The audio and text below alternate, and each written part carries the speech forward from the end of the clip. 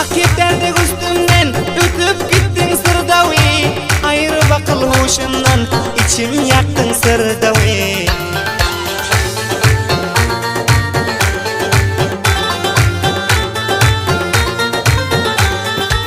Seni yürekten söydüm, ciger bağrıma oydum, sırdavi deyip at koydum, hapa olma sırdavi.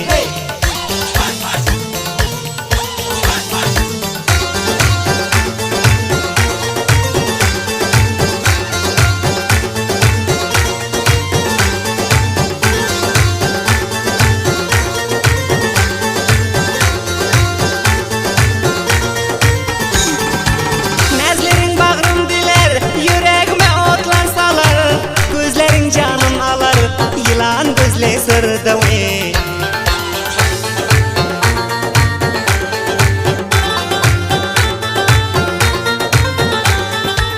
Karsыңızdan öptüyle, görkezip hunar ile, oynanda düşüp cila, çar kurarsın sırdavini.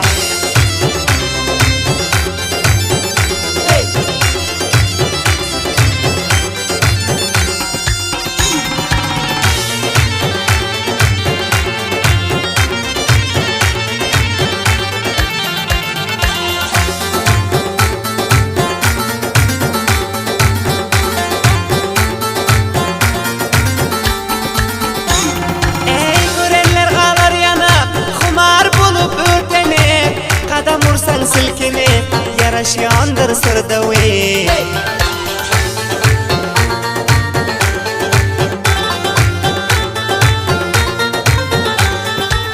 Görenin huşu yeter, şol vakt ışkına batar, zamanı duştan öter, raks edip kal sırdavi.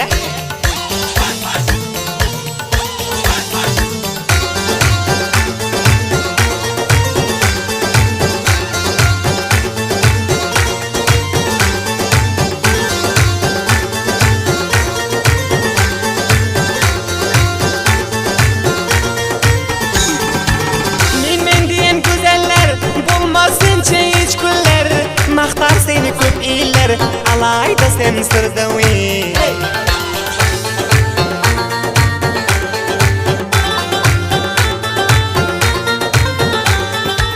Gülüyordun söyle saçar, tarifin hava uçar, gören canından geçer, raksın görse sırdavi.